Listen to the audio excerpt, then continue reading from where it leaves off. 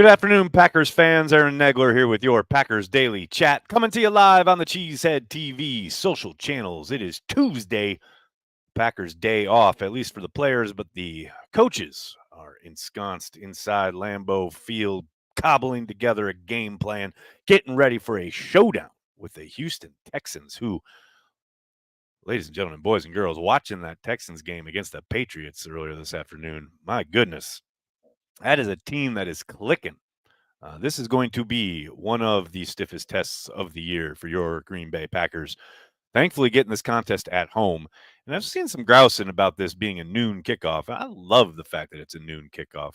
Get this game up and out on our televisions early, or if you're lucky enough to be there, get yourself up and tailgating early and then get this showdown between two young, promising, up and coming quarterbacks right out of the gate, and then let your day play out. I'm with it, man. I don't need to be waiting all day for Sunday night with these two guys raring to go. These two teams, which again, Texans looking good, looking like a legit contender. Packers starting to round into form these last 2 weeks. I think people would agree with that.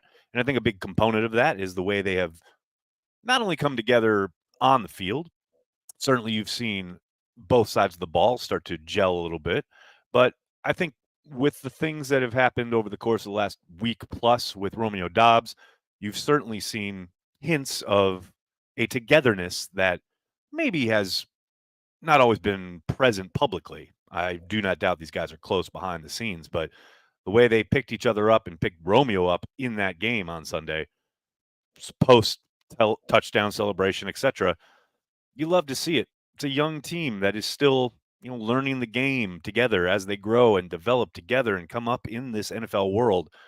It's kind of fascinating to watch a team that is so young, but still going through the fire together, picking each other up. I just love to see it. I love the way this team is constructed. I love what Brian has done as far as turning the page from the old regime to this regime, taking what Ted had kind of left him, bequeathed him, if you will, and made the Packers his own. And his image of ripping off the Band-Aid of all those veterans and going extremely young, younger than I think anybody ever expected him to. Watching this team kind of grow together, come together, I absolutely love to see it. I'm all in. I love the plan, and I think that is part of what you saw against the Cardinals, a team not only with the guys who've been in the building for a couple years now, but the rookies, especially on defense, starting to find their place, starting to get their roles defined a little bit more. And I think we'll see more of that. Specifically, obviously, Evan Williams playing these last two games pretty much out of his mind there as a starting safety. But you've also seen Edgerrin Cooper, as we've talked about quite a bit here, and I know lots of others have as well, needed to get him on the field more. Well, check that box because he was out there a good percentage of the time, over 60% of the snaps on Sunday. I think we'll see that continue to increase. And that, again, what we talked about a lot as far as getting that youth on the field now in early October, mid-October, letting it play, make its mistakes, have the issues. We already heard Matt on Monday say there's still, alignment issues there with Cooper. Let's learn from that now. Get that out of your system so you're hitting a stride, hopefully late November, early December, playing your best ball. Those seeds are being sown right now, and I think that's what we started to see Sunday at Lambeau. Hello to everybody in the comments. Hope you're all doing well. See everybody mixing it up. Got some super chats already. Before we get going, you guys know what it is. I got to say, shout out to our good friends over at PrizePicks. PrizePicks is daily fantasy sports made easy. You just select two or more players, pick more or less on their projected stats, and place your entry. Quick withdrawals, easy gameplay, and an enormous selection of players and stat types are what make PrizePicks the #1 daily fantasy sports app. Go to prizepicks.com, use code CHTV, spend $5 on lineups, and get $50 instantly. You can join in the fun at the link in the description of this video.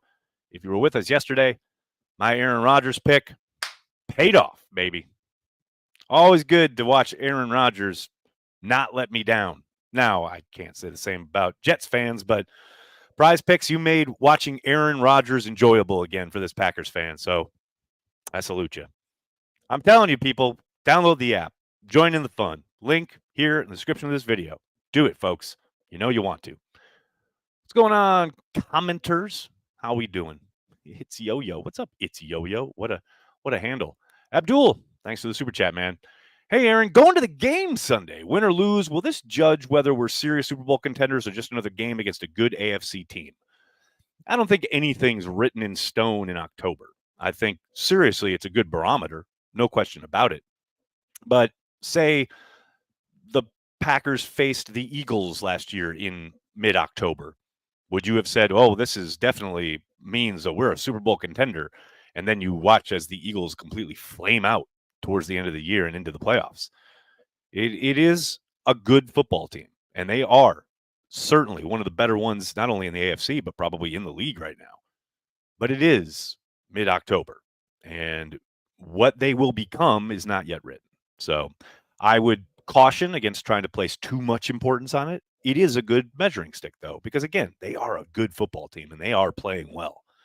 And I know some of the naysayers, a lot of the grumbling I've seen online, both by, opposing fans, but some Packers fans as well, talking about, oh, the Packers are beating up on bad teams. I mean, it's not quite Bears level. I mean, at least we're beating on teams that have won more than one game. But I can understand that contention, right? I understand that kind of viewpoint, the prism people are looking at that through. So what do you got to do? Go beat a good team.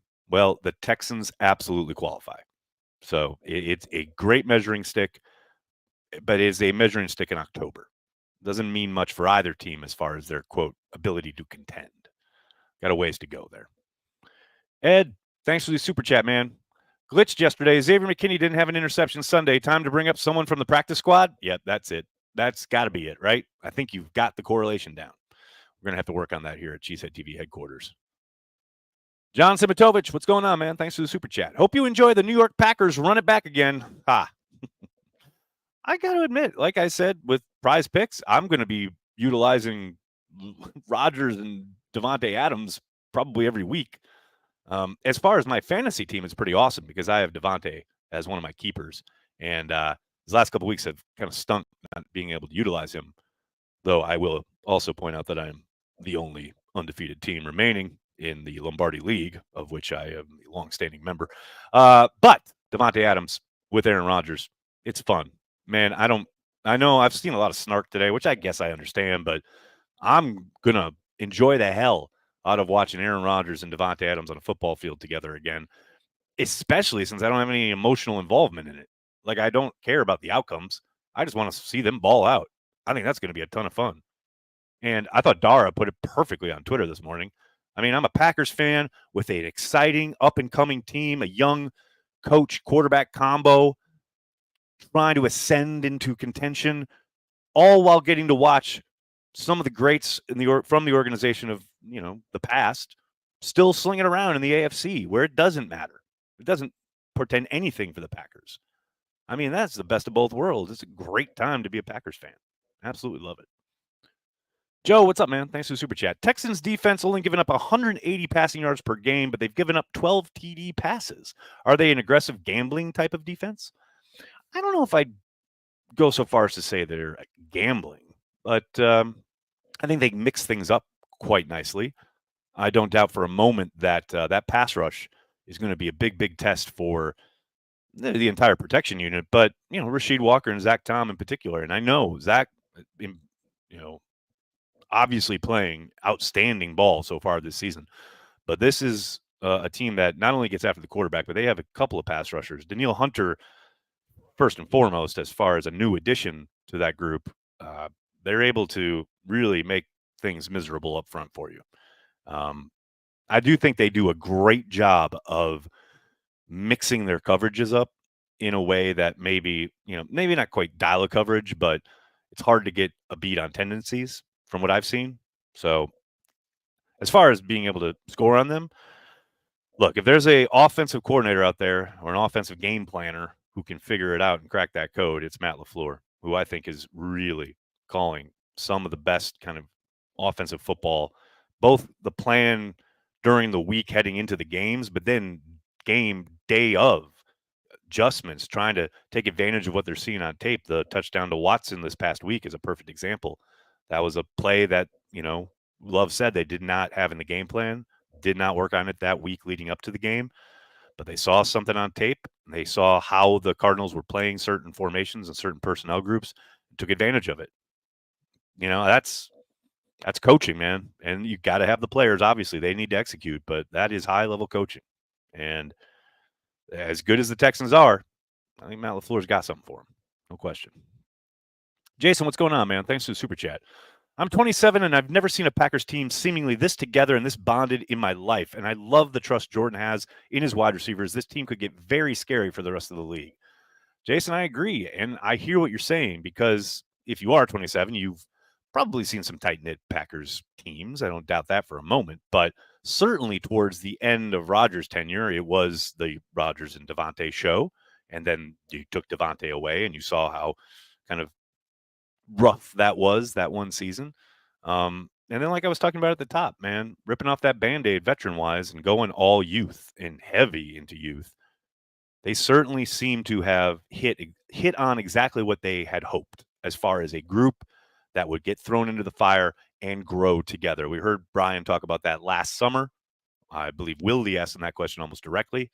And yeah, that was the plan. And right now, it's starting to pay off. And to your other point, yeah, I think this is just the start. That's the exciting part if you're a Packers fan. Like, we did kind of hit some bumps in the road out of the gate here in year 2 of the plan, but they've certainly seemingly put it together a lot faster than they did last season. And I think that's not to be, unexpected because of the fact that they have so many banked reps together at this point. But yeah, they could be scary good for a couple years here. And that's exciting. Pack Daddy, how are you, man? Thanks for the super chat. Traveling from North Carolina to the game with a fam, their second Lambeau game for my birthday. Trying to talk the wife into the end zone. Little help? Little help? Got a little help? I don't know if I can give you a little help on that, but I will tell you to have a great time. Love that you're coming up for this game against the Texans and a noon kickoff. Beautiful, absolutely beautiful day at Lambeau. You're going to have a ball, and I hope the family has a great time. What else we got here, folks? I don't want to miss that one. How good is Evan Williams? Callum? He's really freaking good. I mean, I don't want to say I'm running out of words because he's only started 2 games, but I have been chatting this kid up since, like, I want to say late July, early August, right there in training camp. That very first week when the pads came on, he popped. And I think I've been talking about what a player I think that he could be since then. Now it seems every week he makes some great play, has a great kind of command of what he's being asked to do within the confines of the defense, but also able to make plays out of structure, out of, whatever he's reading, breaking on the ball, taking great angles, not overrunning things, coming to balance, making tackles, diagnosing things. Doesn't seem like there's much that overwhelms this kid, and he's just a rookie. And he's only played, 2 full games, and he had a little spot duty the game before that. I mean, it's kind of nuts when you think about the fact that they went down to Brazil, and he did not see the field in that first game. That's a little crazy to me, but I'm glad he's on the field now. No question about it. Jason, thanks again, man. Can you imagine a Jets-Packers Super Bowl? LOL. I can imagine it, and I have imagined it. I don't think it's going to happen, but anything is possible. And I know there are a lot of people, especially after last night's result, counting out the Jets. And I'll just say, man, I remember in 2016 when they're sitting at 4-6, they being the Packers, and we all thought it was over. And Aaron Rodgers went on a heater the back end of that season. And I'm not saying he's going to do the exact same thing. I'm not saying that he's going to turn back the clock or anything like that. But I am saying I'd never count him out. And getting Devontae in the house, anything is possible, especially with the defense that they've got. And they are about to enter the easier part of their schedule. They have played one of the hardest schedules in the league up to this point. So not all of that to say, do I think it's going to happen? No, I can't imagine that Jets team makes a Super Bowl with that offensive line. That would be shocking to me. But crazier shit has happened. We shall see. Dustin, what's going on, man? Thanks for the super chat. I don't hate Narv Kitten. Seen a lot of kicker missing. I mean, yeah, there's plenty of missing going on last night in the Giants game, the other The other night, Greg Joseph, who everybody last week was like, oh, he's so good for the Giants, and then he misses 2 kicks. That really would have helped them in that game against the Bengals. Yeah, no, guys miss kicks, no doubt about it. And they're seemingly going to stick with Narvison. I mean, I said on the radio today, I really thought he should have been cut after the Vikings game, but Brian's going to be patient, as he has said, and that's what he's doing. So we will see. John, how are you, man? Thanks for the super chat. Emmanuel Wilson is a baller as running back too. He's fun. Yeah, I talked about him yesterday, and I could not agree more. I also brought this up with Billy, how the offense doesn't diminish when he's in there. And, throughout history, throughout not just Packers history, but the NFL history, you can always see when you have a top flight back, how things really change when the backup comes in or the number 2 back comes in. That really hasn't happened with Wilson, and he's improved over what we saw him do last season in pretty much every facet of the game. But it's not like when he comes in, you're suddenly resigned to, okay, we've got to throw the ball because he's more of a, quote, third down back. You certainly are able to still continue to run the ball. He's been impressive in that capacity, staying ahead of the sticks even when he's in there, keeping them in second and short, manageable situations. I mean, what did he have yesterday on Sunday? 7.7 yards per carry. 7 carries for 54 yards with a long of 16. I mean, averaging 7.7. That's keeping you way ahead of the sticks. That's part of the components there as far as successful offense. And I'm not saying he's a superstar, but yeah, he is. He's balling out, and he's really helping the offense instead of putting them into neutral or having to operate some other way. Like, they don't have to change much when he's in there. And he's such a threat on that screen game. I think, I was joking with Corey, they made it contractually obligated that they've got to get him 1 screen pass a game at this point, just because it's so effective. Michael, thanks for the super sticker. Appreciate you, man. Spencer says, Goody has to get his flowers for the work he has done with this roster since 18. Retooled roster completely multiple times and has given basically every team a shot to win it all. Soon, ring. From your comment to this football god's ears, I think, your overall point, totally agree. And I do think Packers fans, and I've talked about this before, see how other teams operate. Like, look no further than today when we saw 2 big trades happen, right? Big swings with the Jets trading for Devontae and the Bills trading for Cooper. And they don't appreciate a different approach, which is certainly how Brian operates in Green Bay. But, man, they've been knocking on the door since Brian took over, essentially, right? That doesn't just happen. And I understand he had Aaron Rodgers, but as you can see in New York, Rodgers can't do it alone. It hasn't done it alone. There are so many components that go into it. And the one thing you can always talk about is the Bakhtiari injury really kind of throwing a wrench in the works as far as that's a team that probably gets to the Super Bowl, if not wins it, if Bakhtiari doesn't have a freak injury, right? And even then, Brian tried to make that move to get, what's his name from the Colts, who ended up getting COVID and then couldn't help them. But it's not like he wasn't trying to make moves and trying to bolster the position, understood what it needed and was necessary. That's always going to probably haunt him, I would suspect. But to your larger point, yeah, he's done pretty much nothing but field contenders outside of, I would say, 2022. I think that's the one year you can look at was a very transitional year. And I know the rumblings would be, well, they should have traded Rodgers a year earlier. And if I got Goody on some truth serum, I think there's a chance he might say, well, I would have liked to, but I was overruled. That's just me guessing. And it's just that. It's just a guess. But to your point, yeah, I think he's done a very good job of fielding some very good, talented teams, regardless of who the quarterback's been, coach has been. He's done the work. No doubt about it. Jason, what's going on, man? Thanks again. One last question, Nags. Why the fuck are we not wearing the whiteouts during a primetime game? It won't hit the same at noon. I couldn't agree more. I want to, give the Packers the benefit of the doubt and say, well, they just wanted to do it for XYZ reasons. But if you're going to go all white, do it under the lights. It would have popped so great at night. I'm with you there, man. I'm with you. I'm still not sold on this whole wear white thing. I know that's what they're asking fans to do, and they're going to wear the whiteouts for the game. And fine, I guess. I mean, winter is coming, kind of thing. I don't know, man. What is this? What is this, Minnesota? Where we have to have plastic ice? I don't know, man. I don't know. Maybe it'll look cool, but I am dubious. Simatovic, thanks again, man. Crowded backfield, but what will Lynch's role be? I think they'll possibly start working him in if and when he gets back, but I don't think it's a foregone conclusion. I do think, unfortunately, when Lloyd does get back, Brooks is probably back down on the practice squad, if not out on the street. It's a possibility.